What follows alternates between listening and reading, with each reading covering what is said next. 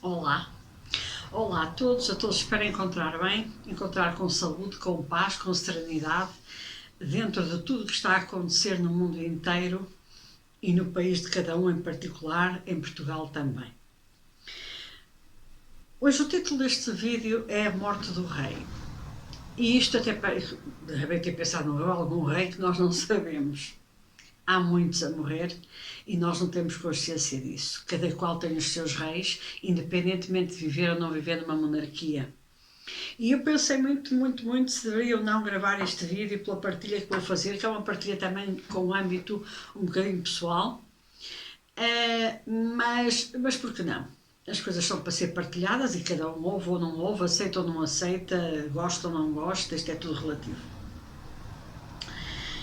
E este vídeo também vai ser publicado fora das horas normais, porque eu não tive tempo para mais nada e não me consegui desdobrar, porque ainda não tenho a sedão, um dia vou consegui-lo de certeza, para conseguir estar em todos os sítios e atacar a todos os pedidos na minha vida pessoal e profissional, sobretudo, que é aquela que me está a ocupar muita agenda. Mas ainda vou a tempo e ainda bem que sim, e atrasei umas horas, mas as coisas seguem o seu curso normal e temos sempre tempo, porque o tempo somos nós que no fundo o vamos fazendo. A morte de um rei. E à data de hoje também inclui uma rainha, ou várias, e também inclui a iminência da morte de um outro rei, que pode não acontecer já, mas que nós sabemos que é bem provável que assistamos a isso brevemente. Se calhar qualquer um de nós que está a ver este vídeo, incluída, vamos à frente, mas a lei da probabilidade aponta para o outro lado. Estou a falar de uma forma enigmática, vamos entrar nos assuntos a sério. Para quem caiu agora cá de paraquedas e não me conhece, Manuela Tavares, rosto e pessoa por trás do projeto de terapia neuroholística, astróloga cabalista, taróloga cabalista, consultora e formadora de mesa radiónica e também formadora de radiestesia. Facilitadora de cursos de autoconhecimento e desenvolvimento espiritual, todos eles baseados na filosofia e no conhecimento cabalístico. Não sei se o meu site já está disponível, mas se estiver, ele está aqui em baixo. Caso contrário, também tens aí o meu Facebook na descrição do vídeo, o meu Instagram, o meu blog, que já retomei, e os meus contactos diretos, e-mail e números de telemóvel. Feita esta apresentação, vamos a factos. Há 3 temas que nunca se deve falar com ninguém. Um é religião, outro é política e outro é futebol. São os 3 temas que mais mexem com a humanidade, que levam as pessoas a rupturas e a vinganças e a ódios de proporções estratosféricas. Dentro de uma família normalmente são temas proibidos, porque cada um pensa da sua maneira, acha da sua maneira e considera da sua maneira, ao ponto de normalmente dar problemas gravíssimos até dentro da própria família, entre pais e filhos, entre irmãos, entre primos, entre cunhados, não importa. Mas hoje, não fugindo desse tema, não vou conseguir fugir desse tema para poder falar daquilo que eu quero, e por isso vou falar de futebol, vou falar de música também e vou falar de religião. Vou começar pelo futebol.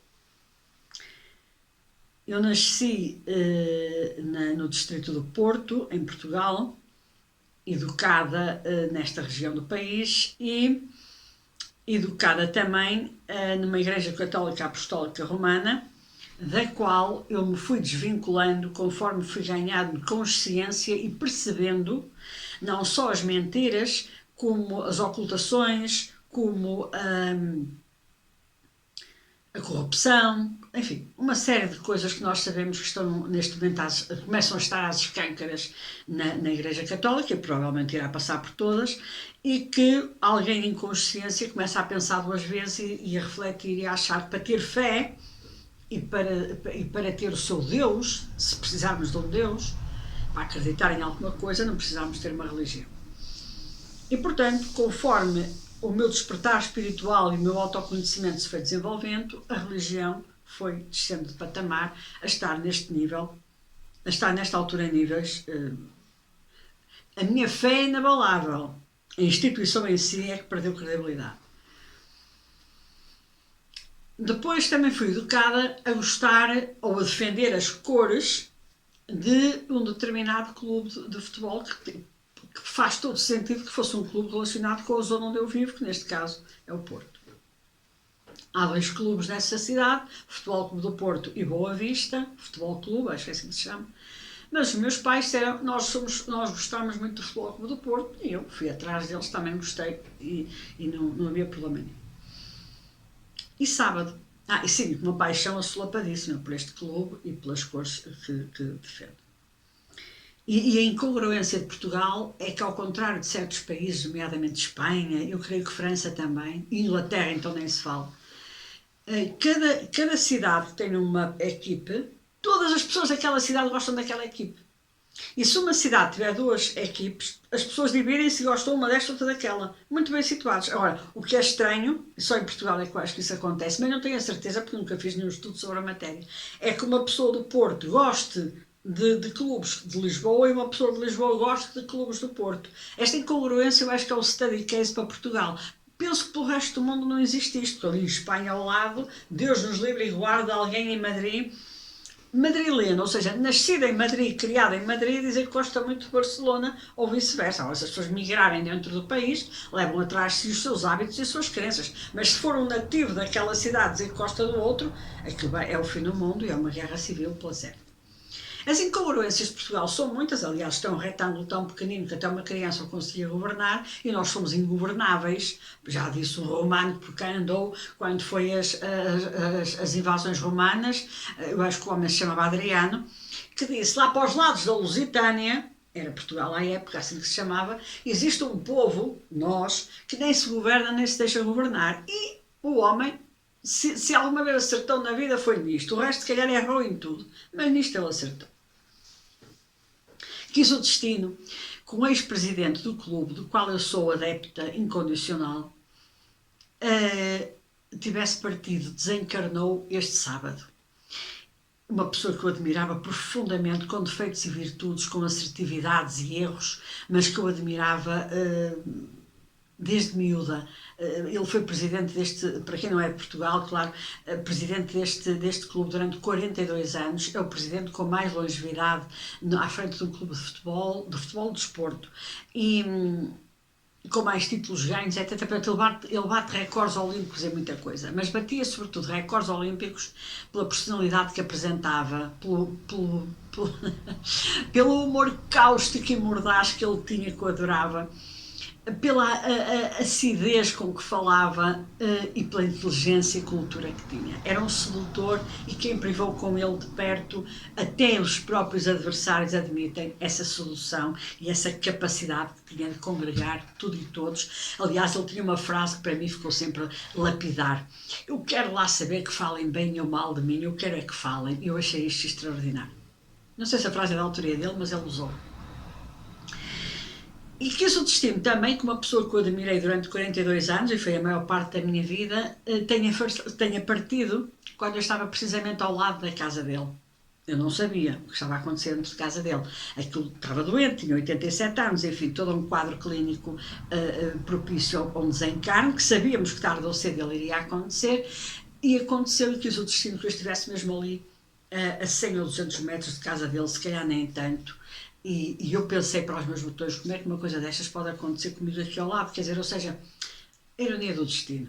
Mas há um processo todo de luto que está a ser feito, isto foi muito avassalador nos últimos dias, e quem está atento à televisão percebeu a dinâmica e a dimensão do poder desta pessoa, do que ele congregou, até de inimigos e adversários sobre ele. E têm sido dias muito emotivos e dias muito difíceis. O luto é sempre difícil de digerir, a saudade ainda mais. E só a língua portuguesa é que tem esta palavra, saudade. Mais nenhuma língua, em parte nenhuma do mundo, tem a palavra saudade. E um dia houve uma francesa que me explicou, traduz-me saudade. E eu disse, nostalgia? E ela disse, não, tem de ser muito mais profundo. E eu disse, então porquê é que estás a dizer isso? E ela respondeu-me, porque eu tive um namorado meu que era português e que me tentou explicar o que era a palavra saudade e ele não conseguia. Ele era, enfim, de origem portuguesa, mas nascido em França, ele falava francês como eu. E ele não conseguia exprimir por palavras, nem por... Ele disse, a saudade é um sentimento, é algo que se sente. E só os portugueses têm esta palavra, saudade. E as saudades é aquilo que mais nos deixam, aqueles que nós admiramos e que partem à nossa frente. A dor da partida, mas quando chegamos a idosos, ela tende a acontecer. A saudade é o que fica e que marca e que mói e corrói. E ele deixou muitas saudades, até naqueles que não admiravam, ou melhor, daqueles que se tornaram adversários, mas que o admiravam como figura. O interessante disto é nós vermos aqui vários fatores sobre esta pessoa, que poderia ser outra qualquer, mas como é uma figura pública em Portugal e conhecida também noutros países e no mundo inteiro, nomeadamente no mundo desportivo, é interessante vermos aqui alguns fatores astrológicos, que era aí que eu queria chegar. Mas quis o destino também, que tivemos numa lua cheia, ainda estamos sob os auspícios de uma lua cheia em Leão, e a morte, o desencarne dos reis, está a acontecer. E vou fazer assim, vou elencar meia dúzia de situações para estarem atentos, porque as coisas podem realmente acontecer mesmo. Algumas já aconteceram. Primeiro foi o desencarne deste senhor que se chamava Jorge Nuno Pinto da Costa. Para quem não sabe quem é, pode procurar no Google, ver o currículo dele, ver tudo. Teve uma vida intensíssima a todos os níveis, em todos os departamentos da vida dele, e intensíssima foi a marca que deixou também. Soube ontem que partiu uma senhora muito pouco conhecida em Portugal, mas se calhar muito conhecida no Brasil, porque é América Latina e podem ter uma relação muito direta com o México, ou direta ou indireta, mas é mais próximo do lado de cá do charco, chamada Paquita La del Barrio. E porquê que eu faço referência a esta senhora? Porque esta senhora, para além de ter uma voz portentosa, ela era mexicana e tinha uma voz absolutamente de soprano, uma coisa tremenda. Ela cantava umas baladas assim, tipo mariachis, é assim que se chama, não é? É mariachis, aqueles senhores que cantam com aqueles grandes chapéus e tal, da cultura mexicana. E a Paquita La del Barrio é uma senhora autora de uma música, ou pelo menos interpreta, que eu recomendo a toda a gente que a ouça, porque eu sempre que ouço, e hoje vou procurar ouvir outra vez, eu rebolo-me a rir. E a música não é para rir, mas é extraordinária. E isto visto aos olhos de alguém que está tão ligado ao empoderamento e ao autoconhecimento feminino, eu delicio-me. E então, supostamente, esta senhora foi traída pelo marido, alguns no tempo e no espaço, como muitas pessoas à face da terra. E ela não esteve de modos. A Shakira, para quem isso toda a gente conhece, a Shakira toda a gente conhece, que ela fez uma música quando foi traída pelo então companheiro, o rapaz chamado Piqué, também jogador de futebol do Barcelona. Ela fez uma música que deu a volta ao mundo e que levantou poeira por todo o lado, e ela aproveitou para faturar, e fez ela muito bem, uma ode, digamos assim, à traição que ela teve do companheiro por uma outra rapariga. Uma outra rapariga em português não é prostituta, minha gente. Rapariga é o contrário de rapaz, só e mais nada, ok? Porque eu sei que há pessoas que me veem no Brasil e que podem achar que rapariga é sinal de prostituta. Não é. Rapariga é o contrário de rapaz. Há rapaz, há rapariga. Há homem, há mulher. Há menino, há menina. E então ela é uma miúda nova e ele pronto, encantou-se por ela, ainda está com ela, cada qual tem esse direito, não podem andar com vidas duplas, mas isso não nos compete a nós julgar. O interessante é que a Shakira fez uma ode realmente àquela situação e à custa de uma traição ela ganhou milhões e foi catapultada. Se ela já era famosa, então isto teve níveis estratosféricos. A Paquita La del Barrio, dentro da sua dimensão, provavelmente só América Latina e se calhar de língua espanhola, ou seja, México, Colômbia, Argentina, Uruguai e por aí fora, Paraguai, países que são dominados têm em comum a língua espanhola. O Brasil é, dentro da América Latina, o único que tem, vamos dizer a América, porque o continente é americano, ok? O único país que tem a língua oficial portuguesa. E essa Paquita Del Barrio tem uma letra, vão ao YouTube e procurem que vocês vão se deliciar. É preciso estar atento às palavras e entender espanhol, mas se não conseguirem, tentem ir ao dicionário, vale a pena, vale a pena. Chama-se Rata de Dos Patas. É rato de duas patas, em português. Em espanhol eu creio que rato é feminino, é rata, que em português tem outro significado que não vou agora estender a explicá-lo. Rata de duas patas, é rato de duas patas. E então ela escreve uma música, escreve não, a música é uma balada, tocada em orquestra com os mariachis atrás. E ela canta isto de uma forma de uma balada, ou seja, as pessoas que estão a ouvir estão com aquele gesto de balada.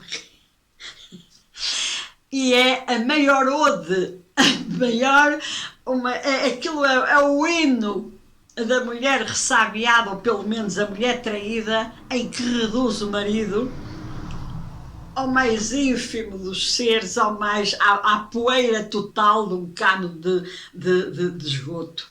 É extraordinária. Claro que dizem assim, mas isso é um bocadinho...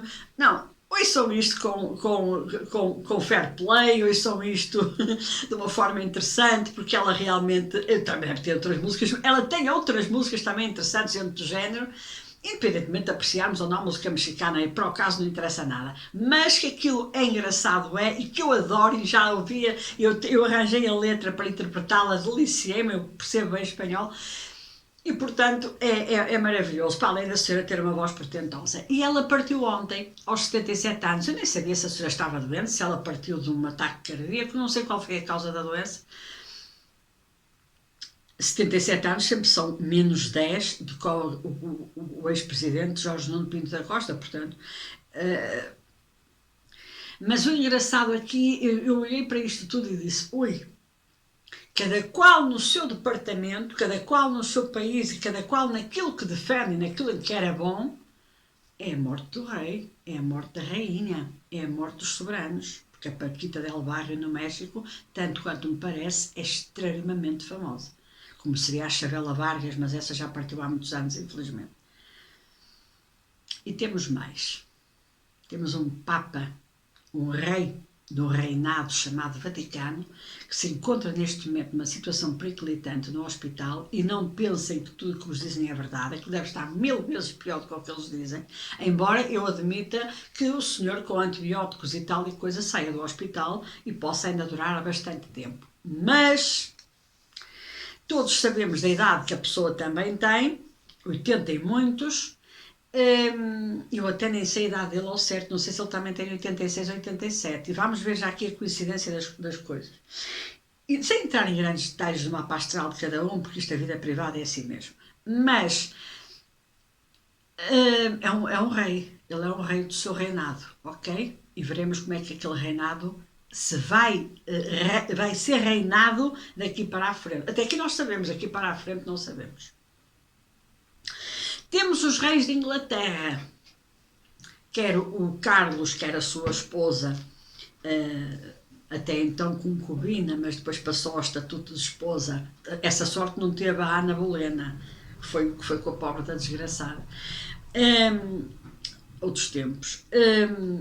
Que realmente a situação dele física, a saúde física dele está periclitante também, e segundo dizem as más línguas, é mais grave do que aquilo que se imagina, ou seja, o processo está-se a alastrar e parece que não reverteu, e as coisas estão a tomar umas proporções em que ali já há umas anulações da agenda por cansaço, quando os ingleses são uns astutos e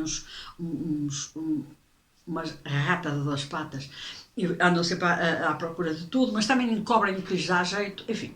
E a esposa, a rainha, com sorte e com azar ao longo da vida, mas neste momento com sorte, que é a Camila, e que, pelos vistos, também tenha tido mais umas anulações de agendas que também levantam ali suspeita. Bem, eles também têm os dois quase 80 anos, quer dizer, é o que é.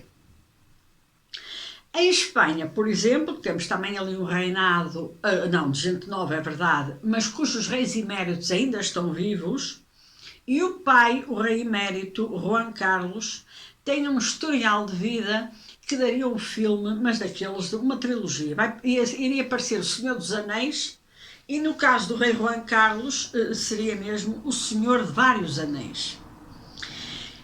E esses anéis, há vários tipos de morte, é muito interessante. Nós não podemos ter só a morte física, essa é a reta final de qualquer processo. Nós temos muitas vezes uma morte provocada por um desgosto que nos dilacera por dentro, temos uma morte provocada por um divórcio, temos uma morte provocada por uma falência, temos uma morte provocada por uma ruptura, enfim, há variedíssimos tipos de morte ao longo da nossa vida. Nós só atribuímos a morte ao desencarne, a deixarmos o corpo físico, mas isto não é verdade. Nós temos que analisar as várias mortes que temos. E o rei Juan Carlos, por exemplo, foi um desses, porque ele foi apanhado num processo de corrupção tremendo para o país, uma fuga aos impostos brutal. Estamos a falar de milhões, gente. Não estamos a falar assim de 10 eurinhos, estamos a falar de 100 milhões, de 200 milhões de euros. E, portanto, o senhor fugiu, de certa forma, pediu asilo em Abu Dhabi, nos Emirados Árabes, onde ali tudo é permitido, e ele então está lá instalado num palácio. Mas a podridão, como tudo nesta vida, nós sabemos que o Plutão em Aquário vai levantar a poeira toda que está submersa, vem ao de cima. Em todos os aspectos, em todos. E então, de cada página ou de cada poeira que vem à tona na vida desta pessoa, é mais um capítulo dos espanhóis e o mundo inteiro ficarem de boca aberta, ao ponto de, neste momento, haver uma biografia de um toureiro que lhe atribui a ele uma noite de amor sem precedentes, um homem que se pautou sempre por ter andado com tantas mulheres, tanta mulher no mundo inteiro, que ele nem sei como é que tinha tempo de vestir a roupa. E não falo de Júlio Iglesias, que eu sei que tinha essa fama, não é mesmo o rei emérito de Espanha. E agora cai uma bomba aos 87 anos, se eu não estou enganado, 86, 87, que também tem a ver com, enfim, um escândalo de proporções tremendas. Considerar agora que o senhor também fazia umas ramboias com homens, então um toureiro, sempre aquela imagem do macho latino intocável, que Nossa Senhora, e eles sabemos que não são, mas pronto, mas deixamos isso para o outro lado. A queda dos reis. Lua cheia em Leão e a queda dos reis. Coincidências entre alguns destes. Último retorno de Saturno, entre os 87 e os 90, tudo acontece. Último retorno de Urano, aos 84, onde muitas doenças se declararam. Uma delas, o presidente falecido, desencarnado no passado sábado do Futebol Clube do Porto, teve realmente uma doença terminal, que se iniciou há 3 anos, portanto, foi quando ele terminou o ciclo de Urano, e essa doença declarou-se, e quando ele inicia o seu último retorno de Saturno, teve o seu desfecho numa lua cheia de um rei em Leão. Creio que em Espanha ele tem mais ou menos a mesma idade, 80 e pico, e as coisas têm vindo a deteriorar-se não só a nível de saúde, como a nível de escândalos, e outras façanhas terríveis que estão realmente a acontecer. Eu penso que o Papa Francisco está nesta idade, nos 86, 87, eu acho que ele andará por aí muito próximos, e nós sabemos que é o último ciclo de Saturno, e nós sabemos também de todas as estruturas que estão a cair, e sabemos também que esta lua de Leão, a lua cheia em Leão, é um holofote muito grande, é um foco enorme que tudo ilumina, mas ela tem um fim. Ela volta a apagar.